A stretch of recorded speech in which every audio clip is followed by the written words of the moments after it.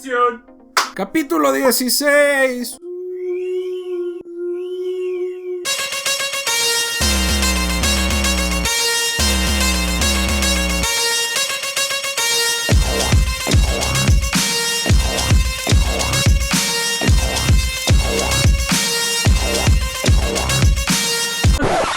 No me he cambiado la camisa. Hazlo así, güey. Y hago el corte y te vas. Va. No es que estemos grabando el mismo día, pero miren. ¿Vieron esta pinche magia? ¿Están impresionados o no están impresionados? Y no es que nos hayamos equivocado, ¿eh? Nomás se los quiero dejar ahí. Pero bueno, con este episodio vamos a cerrar la edición del mes de concientización y aprendizaje sobre la realidad histórica de la comunidad LGBTIQ+, en los crononautas. Obviamente esto no quiere decir que no vamos a dejar de tocar estos temas, solo quiere decir que ya no nos concentraremos tanto en ellos. Pero si tienen alguna sugerencia o algo que nos quieran hacer saber, ya saben, échenos el grito, y sobre todo si creen que hay un personaje que vale mucho la pena del que platiquemos, por favor háganoslo llegar y nosotros hacemos la investigación. Aunque seguimos siendo unos completos ignorantes, ya se los dije, pero por lo menos ahora tenemos visibilidad del camino, la lucha, el esfuerzo y todo lo que tuvieron que pasar varios personajes para que pudiéramos llegar a esta realidad, y sobre todo agradecer a esos personajes que rompieron los límites para que pudieran hablarse y contarse estas historias. Yo personalmente me di cuenta de que aún me falta un chingo por aprender y que aunque no hay mucha información o se está construyendo apenas la información, la realidad es que hay mucho de dónde cortar y estoy muy agradecido de haber tenido este chance. ¡Agradecido con el de arriba! Entrando de lleno al 16, el programa de hoy es uno de esos que, como les decía, no hay información en todos lados, pero sí es un, voy a decir hoyo de conejo, pero la cara del productor ya me hizo pensar que está pensando en otras cosas, que si sigues puedes rascarle y rascarle y rascarle y rascarle, porque la verdad es que tiene muchas betas y sobre todo mucho análisis, se requiere mucho análisis. La cosa es que el caso y la vida que les platicaremos nos recuerda mucho lo que ha costado nombrar las cosas, las acciones y sobre todo quitar estos límites y estas como cajas de constricción que usualmente se pone a las personas. Por igual, nos ayuda a entender la vida de un colectivo fuera de otros espacios un poco más privilegiados, glamurosos o incluso artísticos que son los del espectáculo. Antes de comenzar, les recordamos que nos pueden encontrar en patreon.com/en_clasemedieros. Igualmente, mientras escribo este bonito guión, escucho 2 discos. MC Bess en YouTube, su canal está lleno de canciones, animaciones y cosas tocadas en vivo que es muy muy interesante, entonces échenle un ojo a MC Bess. También échenle un ojo a Alpha Mist, Live in Metropolis, un jam en vivo que se hizo en la pandemia, bastante interesante. Ahora sí, no lo aplazamos. El día de hoy hablaremos de la activista Marsha P. Johnson, los disturbios de Stonewall Inn y cómo esto cambió la vida política y social del colectivo LGBTIQ+, de forma permanente. Este es el Crononautas 16. Yo soy Don Nadie y comenzamos. ¡Perris!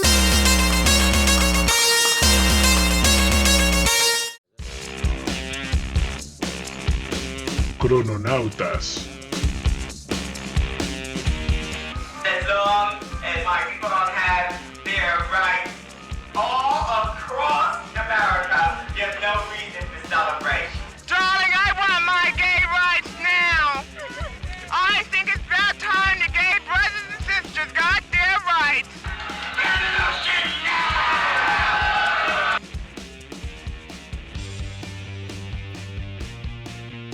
Hoy, Marsha P. Johnson.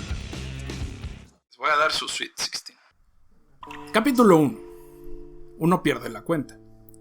Ya saben que nos encanta llenarlos de datos inútiles, pero interesantes. Así que antes de entrarle de lleno a la vida de Marsha, me gustaría ponerlos un poco en contexto. si no les gusta esto, el buen productor les va a poner la rayita de aquí acaban las mamadas de Don Nadie, y entonces ya pueden empezar a ver la historia de Marsha. Pero está interesante. Les apuesto una taza a que está interesante. A diferencia de México, que vivía en la omisión, Estados Unidos siempre ha sido una sociedad de persecución. Es decir, si no les gusta algo, le disparan. La homosexualidad no era muy diferente y usualmente es condenada de diferentes maneras, desde lo religioso, desde lo social e incluso desde lo económico. Recordemos que la composición de la población norteamericana era una mezcla entre puritanos, delincuentes y católicos migrantes. Basta con ver los juicios de Salem, de los que hablaremos posteriormente, para saber que las reglas eran duras, pero sobre todo se imponían a partir de la violencia. Cada quien tenía sus propias reglas, y eso era lo que lo hacía diferente a otras sociedades de la época. Los peregrinos tenían unas, los nativos tenían otras, los irlandeses más, aunque estaban borrachos la mayor parte del tiempo, lo cual lo hacía más tranquilo. Esto generó que la religión fuera considerada, además de un elemento de vida, un asunto de identificación y comunidad, haciendo a los pobladores abiertamente y concretamente más apegados, duros e incluso intransigentes con ella. Como resultado, imponer, someter y extender sus propias reglas de vida se convirtió en un ejercicio común. Ya no solo se trataba de encontrar el espacio para llevarlas a cabo, esta land of the free o la tierra de los libres donde todo el mundo convivía, sino también obligar a que los demás creyeran en lo propio y dejaran de creer en lo suyo. Es así que conforme Estados Unidos fue creciendo y desarrollándose, la religión se convirtió en un arma política y de persecución. En algunos casos, como los juicios de Salem, ¿no? Incluso método de erradicación. Es en este contexto que, a pesar de una aparente libertad religiosa, las personas deberían responder a ciertos valores de la religión dominante.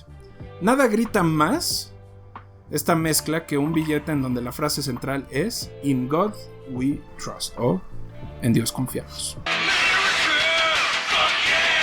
Así que se pueden imaginar que la tolerancia siempre estuvo mediada por el dinero. ¿Por qué les cuento esto? Porque a diferencia del caso mexicano, en donde todas las prácticas fueron escondidas, en Estados Unidos hay un mayor registro y les voy a contar algunas. Por igual es importante hacer una distinción. Había leyes establecidas en códigos y otras que eran simplemente órdenes o creencias, dependiendo de dónde te encontraras.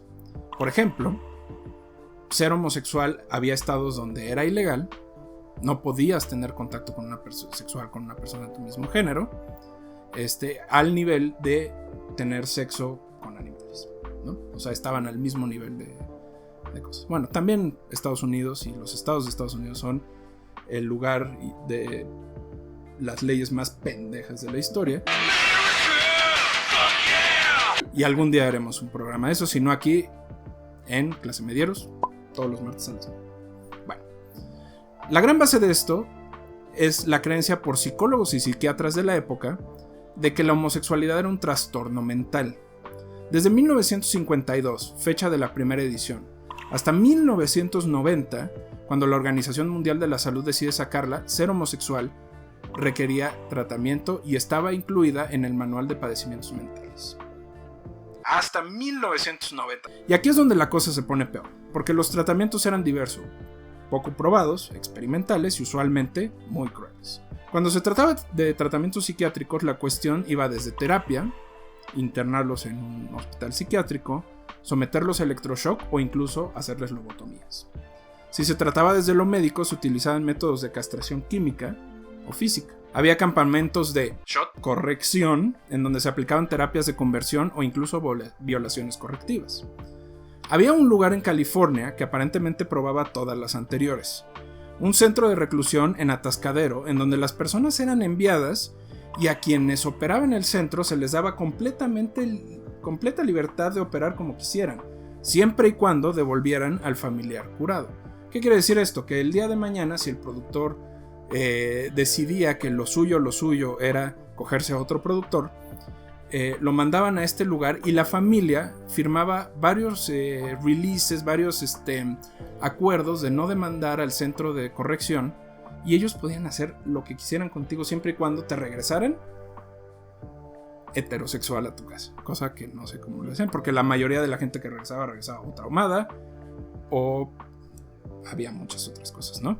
Esto evidentemente llevó a que la gente fuera torturada y que la misma gente que estaba afuera se diera cuenta de que estaba haciendo algo mal, pero no pudiera con su propia lógica cristiana, católica o la que fuera, y mejor no dijera nada, ¿no? Entonces, otra vez, si ustedes creen que la liberalidad es lo que ha traído la homosexualidad, no. Lo que pasa es que antes daba mucho miedo decir que eras homosexual si lo que te pasaba es que te iban a hacer una lobotomía o te iban a castrar o te iban a hacer otra cosa. Esto evidentemente tuvo efectos brutales en la gente: suicidios, drogadicción, demencia y otros padecimientos que evidentemente eran atribuidos a la homosexualidad, no a lo que le hacían a la gente homosexual. Entonces era como, no, sí, pues su hijo está loco y es drogadicto porque es homosexual, no porque usted lo mandó a atascadero un año y regresó con ganas de morirse y de hacer cualquier otra cosa, ¿no?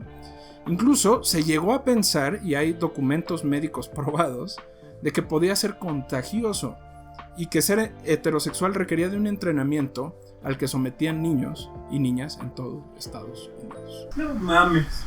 Fueron las ciudades refugio como San Francisco y Nueva York las que lograron evitar de algún modo que los números no fueran mayores, construyendo espacios como el Castro en San Francisco y Greenwich Village en Nueva York, en donde las personas poco a poco fueron construyendo sus espacios de convivencia, eso sí, con la vigilancia de la policía y de las instituciones en todo momento. Entonces, este es el panorama al que se enfrentaban las personas homosexuales a mediados del siglo XX.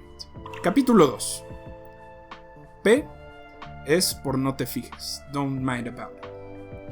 Mis queridos crononautas, no los quiero alarmar, pero esta no es una historia de glamour como la de RuPaul.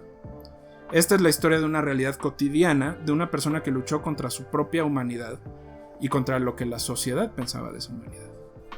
Es una historia que muestra la poca empatía que se vivía y que se vive en Estados Unidos y la enorme capacidad de enfocarse en las cosas menos relevantes. ¿A qué me refiero?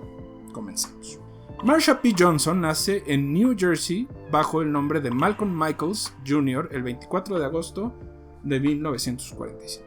Hija de un obrero de una armadora de coches, Marsha fue educada bajo una fuerte influencia de la religión, específicamente cristiana, con algunos toques de catolicismo que su madre recogió de la época. Aquí cuando su familia platica de la vida cotidiana, ustedes saben que los cristianos no son de tener muchos santos en su casa, entonces a la mamá de Marsha le gustaba mucho tener santos en su casa, entonces iban a la iglesia cristiana, pero tenían algunos santos en su casa. Desde pequeña, Marsha tenía la sensación de estar fuera del lugar.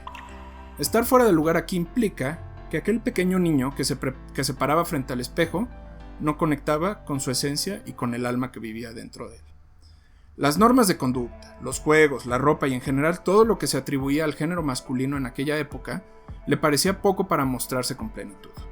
No le molestaban, no le enojaban, pero no era lo que ella quería mostrar. Y esto es lo importante. No era un asunto del género como tal, sino también de la expresión y de lo que Marsha realmente creía que era importante que vieran de ella, que en realidad era ser el centro de atención, y lo digo en el mejor sentido de la frase, ¿no? Así, esperaba que su madre saliera para vestirse y se vestía con su ropa y salía vestido o vestida de niña a la calle. Hasta ahora, el discurso es que a pesar de no estar tan de acuerdo, su madre no necesariamente estaba en contra de que hiciera esto, porque obviamente los vecinos le decían: uy, señora Marsha, su hijo está saliendo vestido de mariquita, ¿no? Entonces obviamente la mamá decía: bueno, téngale paciencia, así es él, ¿no? Como un poco como en esta onda de es una etapa, ¿no? Es un poco como lo que le pasó a los emos, nada más que ellos sí fueron una etapa. ¿Y soy emo y qué? Yo también soy emo. Como ella misma diría años después, era mucho más probable que su madre estuviera tan cansada que preferiría no pelear a tratar de hacerla cambiar. Esto quiere decir que no es que le gustara, pero tampoco, o sea, ya su mamá dijo: ¿sabes qué? Haz lo que tengas que hacer. Fuera eso o simplemente omisión, vestirse como mujer en el New Jersey de los 50 tuvo consecuencias. Además de las burlas y el bullying por parte de los vecinos, que fue un evento que la marcaría, el evento real, el hito y el lugar que realmente la empezó a convertir en quien era en términos políticos fue un abuso que sufrió por parte de un vecino, un chavito que estaba dentro de la comunidad. Esta forma de actuar por parte de los hombres era muy común y se veía como una especie de corrección. Irónicamente, quienes lo hacían no eran considerados como delincuentes, sino como quienes abiertamente mostraban sus preferencias sexuales. Era como, yo estoy ayudándole, ¿no? A que llegue, a que sea hombre, a que va a entender que no es rico que lo hagan, entonces evidentemente lo va a hacer. Esa es la clase de mentalidad que había, ¿no? Ella llamaría a este evento como el momento en el que pensé que la homosexualidad era un sueño. Lo que para fines prácticos implicaba es que no lo veía como una posibilidad en el futuro. O sea, decir, yo no puedo abiertamente decir que soy homosexual porque en el momento me van a agredir, va a pasar algo, ¿no? Y generaría dudas, miedos y preocupaciones alrededor que duraron mucho tiempo. A partir de ahí, hasta que terminó la preparatoria, Marsha se mantuvo callada con respecto a su sexualidad. Trató de abocarse a la religión, pero evidentemente no funcionó. La mezcla entre catolicismo y cristianismo, más que ayudarle, le generaban una culpa enorme.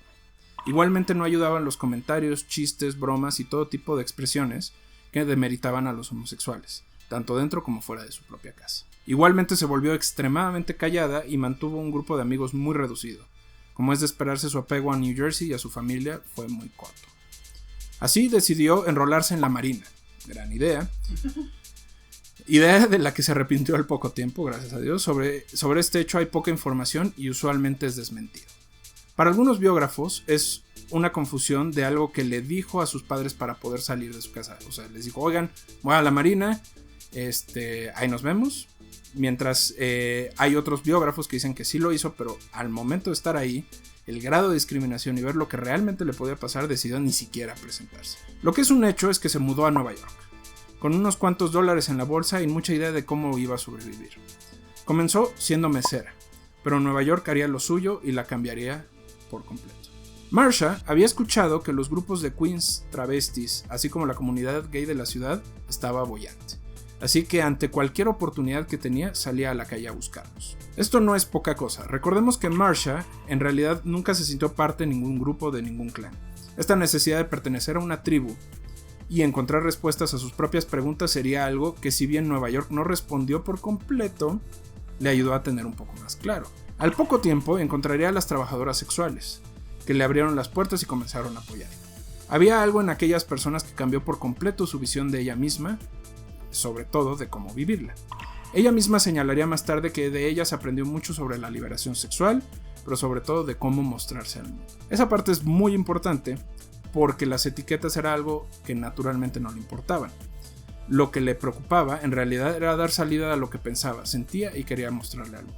Entre el trabajo como mesera y el trabajo sexual, Marsha comenzó a conocerse en la comunidad. Quienes la conocieron por aquella época reconocían que era una persona extremadamente compleja.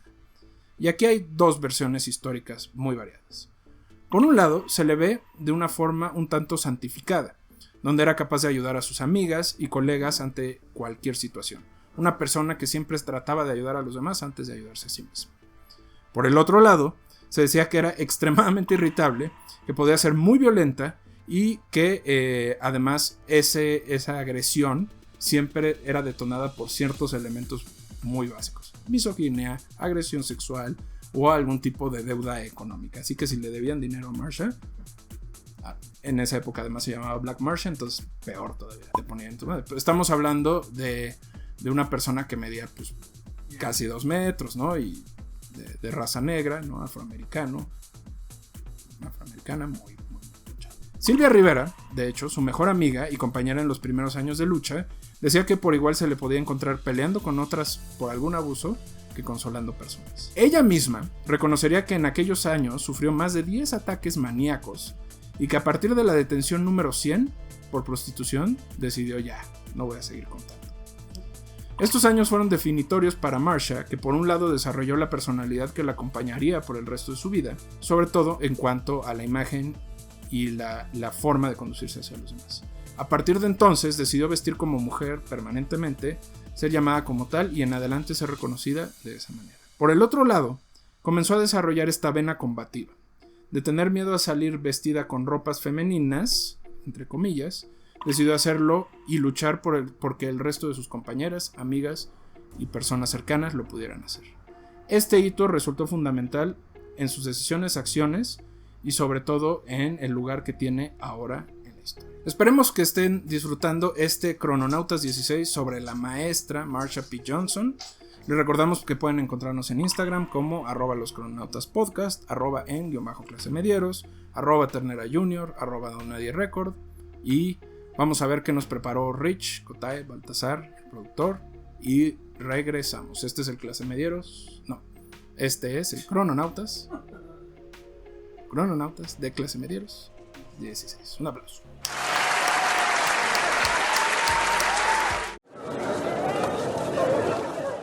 Intermedio Clasemediero. ¿Quién es ese Pokémon? ¡Es Pikachu! ¡Ay, papi! Clasemedieros presenta Datos Curiosos con Kotae-chan. Hola, amiguites. ¿Les gusta mi nueva apariencia? Quiero agradecer a Luis, un gran amigo ilustrador que me ayudó a cambiar mi look. Pero bueno, vamos a los datos. ¿Sabían que junio es el mes del orgullo LGBT+, porque se conmemoran los disturbios que se registraron en Stonewall Inn el 28 de junio de 1969 en Nueva York, Estados Unidos? La madrugada del 28, la policía neoyorquina irrumpió en Stonewall Inn, un establecimiento que se había convertido en un importante punto de reunión para la comunidad LGBT+, y arrestaron a varios empleados que bebían bebidas alcohólicas sin permiso, pero lo grave es que atacaron a muchos asistentes tan solo por el hecho de su orientación e identidad de género, lo cual enfureció a los presentes. Como protesta a estos eventos, se organizaron marchas que tomaron fuerza en diversos países y continuaron de manera anual hasta lo que conocemos hoy en día como el mes del orgullo LGBT+, que se celebra en junio. Esta celebración nos recuerda que la comunidad aún no vive sus derechos en plenitud, que siguen siendo discriminadas y violentadas. Pero, ¿cómo reaccionan las marcas en este mes? Empresa genérica, junio 2021. ¡Viva el mes del orgullo! ¡Viva, viva! ¡Viva la comunidad LGBT+! ¡Viva, viva! Y recuerden, amigos, que tenemos mercancía con la banderita para que ustedes puedan comprarla y vean que estamos comprometidos, ¿no?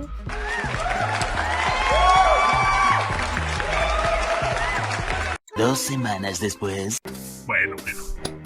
Ahora sí, me limpian esto, me guardan todo para el siguiente año, ya no quiero ver arcoíris por aquí, por allá, y los guardan bien porque ya no voy a comprar más. Por cierto, mañana todos se me vienen bien vestiditos, porque recuerden que tenemos un código de vestimenta, ¿no? Y eso de que ver a Raúl en taconcitos, ¿no? Pues, no está bien, ¿no? Además me van preparando toda la decoración que viene, porque vienen los Juegos Olímpicos y debemos demostrar que también somos inclusivos con respecto al origen étnico de nuestros empleados. Y luego también sacan la decoración de la independencia porque también hay que mostrar que somos patriotas. Oye, pero le dicen a José que no se vaya a vestir de Adelita, ¿no? Porque pues luego ahí se presta para malos entendidos. En México, el 35% de las personas que se autoadscriben a la comunidad LGBT+, han sido víctimas de algún tipo de discriminación en su lugar de trabajo. Esto acorde con la primera encuesta nacional sobre homofobia en el trabajo. Acorde con este documento, se sabe que a pesar de no tener injerencia en la actividad laboral, 20% de las personas pertenecientes a esta comunidad han sido cuestionadas en su entrevista de ingreso sobre su orientación sexual e identidad de género. Y a un 14% la han negado un empleo por su orientación. De igual manera, muchas personas ocultan sus preferencias sexuales, su orientación e identidad en los entornos laborales por miedo a las burlas de los compañeros, la discriminación, los despidos o incluso la posible violencia que puedan sufrir en estos espacios. El grupo que reportó más discriminación fue el de las mujeres transgénero y transexuales, seguidas por los hombres gays y bisexuales, y posteriormente las mujeres lesbianas y bisexuales. Una gran mayoría de los entrevistados declararon que los entornos laborales siguen siendo hostiles e indiferentes al momento de denunciar actos de discriminación. además de que hay un profundo desconocimiento en cuanto a protocolos, leyes o mecanismos que ayuden a prevenir estas acciones en contra de las personas de la comunidad LGBT+. Pese a todo, pocas empresas son las que han estado haciendo esfuerzos para generar ambientes laborales más inclusivos. La gran mayoría solo lo demuestran en el mes del orgullo, porque consideran esta celebración una fiesta más de la cultura popular. 社長、本当のことをお話しします。陰口や苦情を言いたくないので、今までずっと何も言わずにいましたが。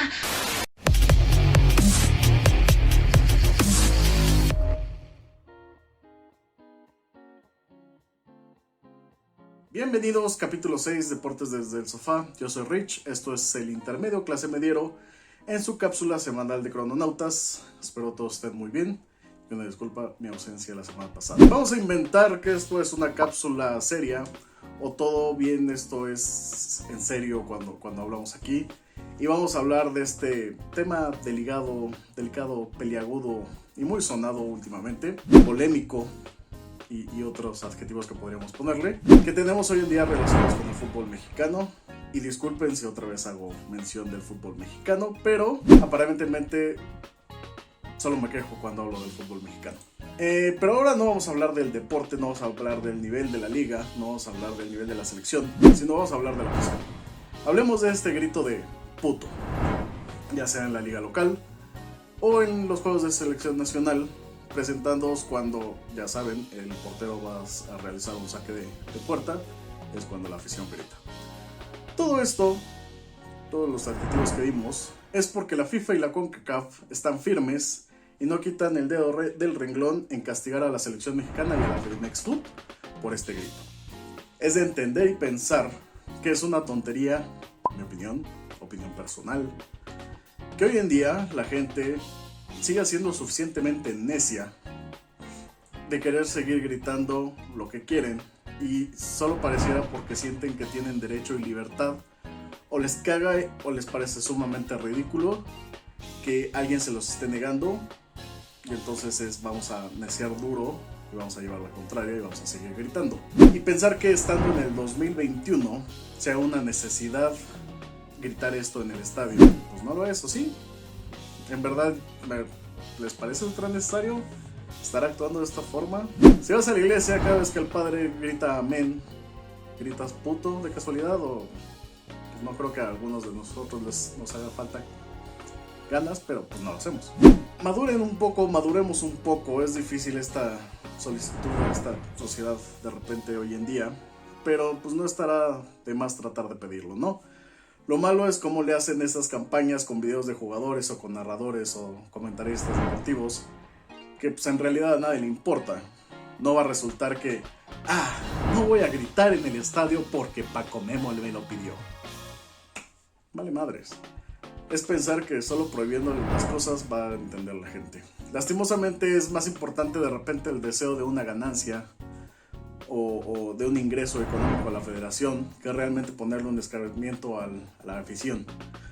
Prohibirles el acceso a todos los partidos solo porque no saben comportarse como niños grandes, ¿no? Pero bueno, como mencioné, la opinión clase mediera de su servidor, pero pues ustedes sabrán cómo tomarlo. No sé si ustedes griten en el estadio, o si quieren vayan al estadio, pero pues cada quien tendrá su opinión. Muchísimas gracias, recuerden seguirnos en Instagram y en Twitter como @deportes_sofá. Ahí estamos abiertos para cualquier sugerencia o solicitud que tengan de tema deportivo. Encantado de la vida, podemos mencionarlo. Yo soy Rich, esto es Crononautas, esto es la Escuela Nacional de Clase Medieros. Ahí se ven.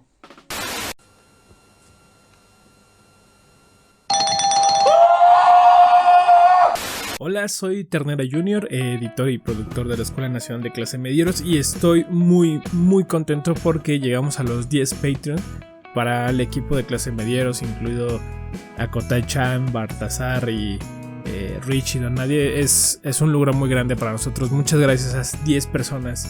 El apoyo que ustedes nos brindan viéndonos, dándonos su donación en Patreon o compartiéndonos es muy grande, y gracias a eso seguimos adelante. Quiero agradecer especialmente a Seth Pérez, a José Luis, a Erika, a la donadora anónima, a Pato, a Jimena, a Luis, a Gabriel, a Juan Bosco y a Ari. Ustedes son los primeros 10 Patreon que tenemos y estamos inmensamente agradecidos con ustedes. Muchísimas gracias y esperamos sigan disfrutando de nuestro contenido. Hasta la próxima.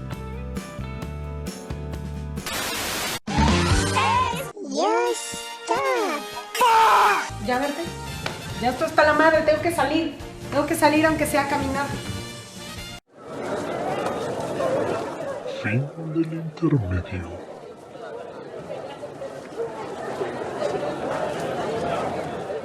Estamos de vuelta en My Sweet 16. Capítulo 3. Stonewall no fue el principio. La revuelta en Stonewall no solo fue el principio, sino que forma parte de una serie de movimientos asociados al hartazgo por el acoso y la violencia contra el colectivo LGBTIQ+.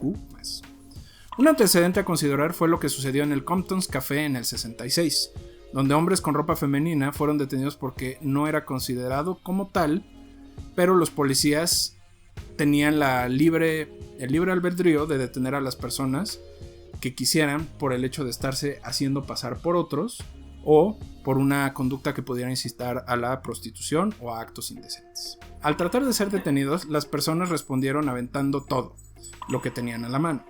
Cuando la revuelta terminó, un par de días después regresaron a aventar piedras porque ya habían puesto los vidrios nuevos y dijeron, ni madres, esos pinches vidrios no se van a poner, y los volvieron a romper.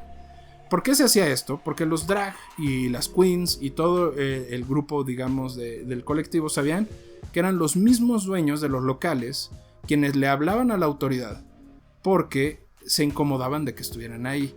Y porque además, legalmente, en muchos estados, si tú le vendías productos a estas personas te podían retirar la licencia de venta. Entonces ahí es donde ahí está un factor de discriminación económica, que aunque la persona diría, me caen bien y se portan bien y están cotorreando y están comprando, ¿no? El gobierno mismo ponía estas reglas que no eran abiertamente discriminatorias, pero eran claramente discriminatorias, ¿no? Entonces, bueno, de hecho Nueva York, en donde ser el homosexual y tener actitudes del tipo era considerado delito, la policía estaba constantemente haciendo redadas en diferentes lugares, ¿no? Ahora bien, ante la situación, los bares se volvieron itinerantes o parte de la mafia, los bares gay. Tanto la homosexualidad como la venta de alcohol sin licencia estaba completamente prohibida. Así, si no era la mafia la que mantenía dichos lugares, había emprendedores que utilizaban bodegas, departamentos, techos por unos días y luego lo abandonaban. El circuito era tan grande y complejo que la policía nunca alcanzó a cerrarlos todos. De hecho, se dice que aun cuando los encontraban, los dueños escondían más alcohol en coches o departamentos aledaños y cuando terminaba la redada, volvían con más barriles y la fiesta continuaba. A veces incluso revendido ese alcohol por los mismos policías. En ese sentido, Greenwich Village en Manhattan se volvió el centro de atención para quienes iban de fiesta y no sabían qué esperar, y en eso radicaba su encanto. Christopher Street, de hecho, se convirtió en el espacio ideal para los jóvenes gays sin casa, que utilizaban el parque que estaba aledaño para dormir y buscaban trabajo y oportunidades en la colonia. El bar de Stonewall Inn era uno de los pocos que servían tragos a todas las personas, sin importar su género, práctica sexual o lo que fuera. La única regla que tenía era, te tengo que conocer. Si la cadenera no te conocía o no te veía suficientemente homosexual, no te dejaba entrar. También se sabe que fue una iniciativa de la mafia para atender al público gay y al mismo tiempo extorsionar a aquellos ricos homosexuales que vivían en la sombra. Quienes asistían ahí dirían que lo interesante del bar era la gente, porque el alcohol rebajado y la falta de ventilación lo hacían horrible. Todo comenzó el 28 de junio de 1969. La policía, como era usual, se presentó a hacer la redada. Esta vez no le habían avisado al dueño del bar, que se dice que ya no recibía estos pitazos porque ya había dejado de pagar los sobornos a los policías. Como era de costumbre, los policías tenían órdenes de revisar identificaciones, detener a quienes no las portaran y detener a personas en una situación comprometedora. Sin embargo, no lo pensaron bien. Mandaron menos policías de los necesarios. Esto sería reconocido posteriormente por los policías que asistieron al llamado de ayuda, es decir, ya sabían y había la creencia entre la policía que la comunidad era muy pacífica y que era muy apacible. Entonces ellos ya estaban acostumbrados a llegar con pocos policías, a atacar la situación, controlarla y cerrar el bar, ¿no? La razón por la que se mandaban pocos gendarmes, como les decía, es porque básicamente nadie les contestaba, ¿no? Personas que participaron en la revuelta ese día y los siguientes dirían: nadie temía a un gay que no responde, pero el gay finalmente respondió. Silvia Rivera, amiga de Marsha, diría: nos han tratado como caca todos estos años. No, ahora es nuestro turno. Ahora bien, del cómo comenzó hay varias teorías. Lo que es un hecho es que el hartazgo comenzó desde los primeros procedimientos, donde las personas empezaron a negarse a mostrar sus identificaciones o a acompañar a los policías al baño para ver si eran biológicamente hombres o mujeres. Incluso gente que era soltada, que les decían ya vete, permanecía afuera del bar esperando a que la policía saliera. También personas que estaban alrededor, porque obviamente Stonewall Inn no era el único bar, gente que se había congregado, las personas que vivían en el parque, todos hicieron un círculo y estaban observantes. Los policías, con poco conocimiento para tratar estas situaciones, comenzaron a ponerse nerviosos, lo que llegó a reacciones francamente violentas. Se vieron rebasados, se vieron amenazados y sobre todo estaban preocupados. Pero lo que rompió la tensa calma fue cuando 4 policías intentaron controlar a Stormy de la Bier y la golpearon en la cabeza, generando que ella respondiera el ahora célebre grito: ¿no van a hacer nada? Esta fue la chispa que detonó la preocupación, el hartazgo de muchos años y abusos por parte de la policía de Nueva York. Para cuando la policía pensaba en retirarse, ya tenía mucha gente alrededor, enojada, provocada y sin nada que perder. Y de hecho la policía estaba encerrada en el bar, no podían hacer nada, no podían salir. En una reacción clásica, comenzaron a golpear a quienes los confrontaban, a los que la comunidad empezó a gritar que la única razón por la que estaban ahí es porque no les habían pagado. Así que les aventaban monedas, entre otras cosas. Imagínate que estás así, la policía está agrediendo y tú le empiezas a aventar monedas de ya puerco, porque les decían pigs, ¿no? ¡Cerdo miserable! Ya puerco, aquí está tu dinero, ya vete, déjanos en paz, ¿no? Esto llevó a que los refuerzos llegaran y la comunidad comenzara a armar líneas de baile en donde los policías, notablemente humillados y enojados, trataron de dispersarlo, pero no lo lograron. Imagínense que llegan al lugar y de repente te encuentras a 5 drag queens bailando el can-can acá. Con el paso de las horas, habían ganado. A pesar de los 31 detenidos, los hospitales lo habían logrado. Algunos testigos de esa y la siguiente noche aseguran que la policía ya actuaba con dolo y con odio, y que en la comunidad y los aliados que se unieron a ella definitivamente con alegría, desprecio y muchísima ironía. Sobre la participación de Marsha hay varias teorías. Ella reconocería años más tarde que el centro de su participación estaría después de las 2 a.m. del 28 y la noche del 29. Quienes ahí estuvieron señalan que ella y Jackie Hormona se mantuvieron al frente de toda la disputa, contestando y agrediendo a los policías y protegiendo a sus compañeros. Lo que se dice es: se permitió que esta versión oficial de que Marsha no estuvo presente al principio se corriera, porque si no la iban a detener otra vez y la iban a meter a la cárcel. Entonces todo el mundo dijo: no, ella llegó después, pero se sabe que sí estuvo desde el principio. Los medios en un inicio le dieron cobertura, pero como pueden imaginarse, todo esto desde una perspectiva extremadamente conservadora. Sin embargo, lo habían logrado. Por primera vez se hablaba abiertamente no solo de sus derechos, sino del acoso de las autoridades y de la mafia. Y lo interesante aquí es que si tú revisas esos artículos te das cuenta que hay palabras que no se pueden usar. Entonces hay artículos donde la palabra gay, queer, fag, drag queen no se podían usar. Entonces toda la descripción es un eufemismo de hombres relativamente afeminados con bla bla bla bla. Es una cosa tristísima. Y son medios a los que ahorita ustedes, todo el mundo en su casa, les aplaude. ¡Ay! El New York Times. ¡Ay! El Economist. Sí, más o menos. Un año después, se celebraría una marcha en Christopher Street, conmemorando las revueltas y visibilizando el colectivo desde muchos de sus frentes. Los Ángeles y Chicago se unieron al mismo tiempo. Londres y Berlín del oeste al año siguiente. De ahí en adelante, las manifestaciones se hicieron fiesta y tenemos el gran parade. De hecho, sí, si no se han dado cuenta, celebramos el mes en junio porque fueron las revueltas de Stonewall. Capítulo 4. La batalla eterna. Después de Stonewall, la batalla de Marcia apenas comenzó. Algo que raramente se comenta es el rechazo que las Street Queens vivían dentro del mismo colectivo. Ya fuera porque algunos miembros más conservadores las consideraban como un desprestigio, o porque ellas mismas se veían como mucho más combativas, muchas de las peleas que Marcia comenzó en este tiempo tuvieron que ver no solo con abrirse espacio en la sociedad, sino en su propio núcleo de batalla. I've been trying to get up here all day for your gay brothers and your gay sisters in jail. They're right me every motherfucking week and ask for your help. And you all don't do a goddamn thing for them. Reconocida como una líder política, estaba en el ojo del huracán, cosa que le daba notoriedad a su perspectiva del mundo, pero lo que le impedía encontrar empleo y la mantenía en una relativa situación de pobreza y de calle. En un principio, Marcia se unió al Frente de Liberación Gay. Esto le permitió participar en distintos espacios de protesta. Pero con el tiempo, notó la necesidad de formar un frente para personas trans e intersexuales, así que fundó la STAR, que por sus siglas en inglés, que se traducen en Street Transvestite Action Revolutionary o Transvesti Revolucionarios en Acción. Entre las muchas acciones que emprendieron, una de las más reconocidas era la casa hogar que fundaron ella y Silvia, en la que además recibían personas, los ayudaban en lo que encontraban un camino y los ponían a trabajar.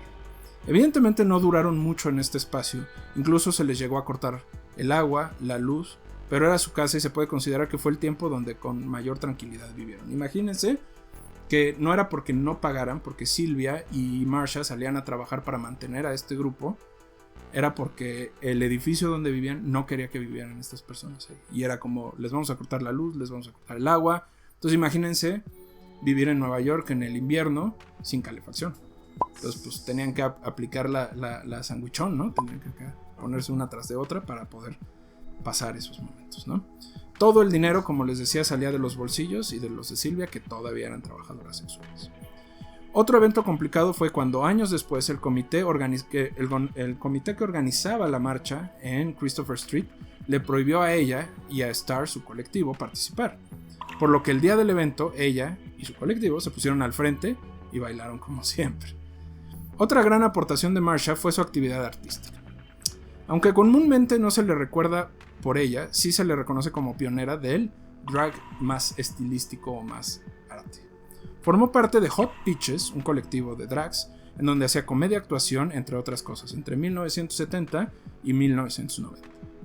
Durante esos años, su drag sería reconocido como trash drag, ya que por falta de dinero lo construía de todo lo que se encontraba, desde flores de plástico, vestidos usados, zapatos de plástico, etc. The Angels of Light también la invitaron a participar en 1973, donde estuvo un tiempo viviendo en California. Pero tal vez la contribución más sonada fue cuando Andy Warhol le tomó fotografías y la incluyó en su colección de Ladies and Gentlemen. Lo irónico de todo esto es que mientras la colección en sí misma alcanzaba precios de cerca de $1,400 a $1,600 por fotografía instantánea, Marcia no obtenía ni para comer.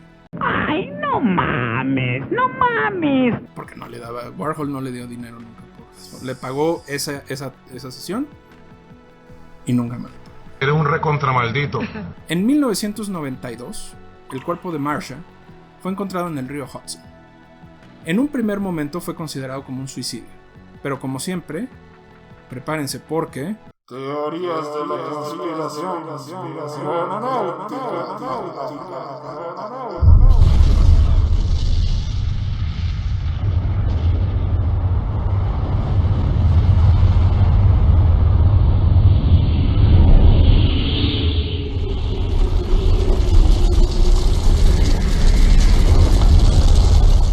Vamos por partes.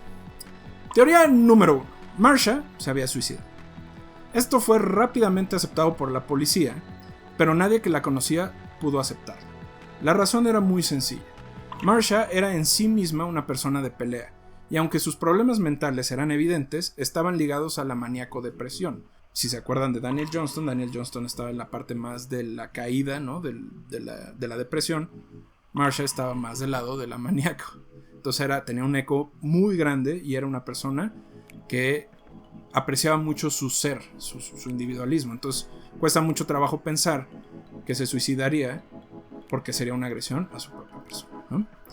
Igual los fundamentos de esto es de la policía asegura que se estaba deshaciendo de cosas los días antes de su fallecimiento, cuestión que no puede ser considerada como una despedida, ya que Marsha todo el tiempo regalaba sus cosas. Una persona que tenía muy pocas propiedades y todo el tiempo estaba ayudando a los demás. Si bien sus problemas mentales siempre fueron un tema, nunca estuvieron ligados a situaciones en las que ella se pusiera en peligro en ninguna situación, salvo cuando se madreaba gente, pero eso era porque tenía un problema de furia bastante. Igualmente no encontraron una nota o algo que pudiera decir que se estaba despidiendo. De hecho, probablemente habría dejado una dedicatoria, algo que le permitiera pasar a la historia de alguna manera, cuestión que no sucedió. Eso es un hecho. Su ego podría haber sido tan grande que dejar una nota hubiera sido el final ideal. No lo hizo. Entonces, porque no tiene sentido que le pasara. What was the reason? What was the reason? What was the reason? I just explained the reason. What was the reason, bitch? Aquí viene la teoría número 2. El asesinato tiene en realidad dos vertientes. Por un lado, se cree que pudo ser la mafia y los dealers de la zona con los que se confrontaba por no pagar los derechos de piso o por el abuso que infligían a otras trabajadoras sexuales. Igualmente recordamos que es gracias a Stonewall que los bares gay dejan de ser ilegales y el negocio de la mafia en esa beta desaparece. Cosa que pudo no haberles gustado del todo porque era un negocio extremadamente redondo. Incluso se podría pensar que los grupos conservadores de Nueva York, especialmente aquellos que estaban en contra de la marcha en Christopher Street, pudieron hacerlo como señal para que todo el movimiento, que además cruzaba por otro problema, la pandemia de VIH, y exigía tratos y medicamento y todo lo necesario para tratarlo, se calmara y parara un poco con esta batalla. La otra vertiente, que es un poco más sencilla, habla del enfrentamiento en el que Marsha se habría peleado con unos delincuentes y habría sido observado por un testigo que a su vez habría ido a la policía a declararlo, pero que habría sido ignorado. Incluso se dice que esta persona, que el agresor, presumió de haber matado a una drag llamada Marsha tiempo después en un bar. La policía lo ignoró por completo. La razón de ignorar esto es porque estaba confrontada con la policía y es como, si ustedes vieron Batman, no sé si se acuerdan de Batman, si vieron Batman es la película 2, ¿no? Donde sale el guasón de Joker, de Christopher Nolan. ¿Se acuerdan cuando la policía está demandándole a Harvey Dent que la policía y nuestros compañeros, la policía de Nueva York es muy orgullosa de ella misma y se quiere mucho y cree que es maravillosa y cree que son fantásticos, ¿no? Entonces, el ser policía y ofender a los policías puede llevar a estas omisiones, así como, ay, pues es que se suicidó. Una tercera opinión, una tercera teoría, es que en realidad sufrió un ataque de pánico, que la llevaría a un momento de alucinación muy fuerte y a querer nadar en el río y se ahogó. Esto le pasó al maestro Abismo Negro, luchador mexicano, que se bajó de su camión porque tuvo un ataque de pánico y se ahogó en un río. En 2002 se cambió la determinación de la muerte de suicidio a causa indeterminada. Y esto permitió que se abriera otra vez el caso. En 2016, Victoria Cruz, una activista contra la violencia hacia personas trans, intentó reinvestigar el caso, pero en general se topó con pared. Entre archivos perdidos y escondidos, testigos que se contradecían y la falta de pruebas físicas, sobre todo porque el cuerpo de Marsha fue cremado y aventado al río, la respuesta sigue en el aire. La creencia entre las personas que estuvieron cerca es que fue asesinato y, en el menor de los casos, acoso, lo que llevó a su suicidio. Mientras se define esto, no podemos negar la enorme influencia que Marsha tuvo para el colectivo y hay que repetir su nombre, hay que hablar de ella en todas sus dimensiones y no permitir que se lo olvide. Bueno, pues esperamos les haya gustado este capítulo 16 con el que cerramos este ciclo de historias alrededor de la comunidad LGBTIQ+. Si tienen alguna idea, algún comentario, algo que quieran aportar, por favor háganoslo llevar a nuestras redes sociales, @loscrononautaspodcast, @en_clasemedieros, y también acuérdense que nos ayuda muchísimo que ya sea nos agreguen en YouTube o se suscriban al canal y pongan la campanita. El canal se llama Escuela Nacional de Clase Medieros, o bien si quieren aportar dinero en Patreon nos encuentran como en _clasemedieros. Ahí hay paquetes y nos pueden apoyar. Esperamos les haya gustado la historia de Marsha. Los queremos mucho. Esto fue el Crononautas 16, Sweet 16. Pasen buen lunes.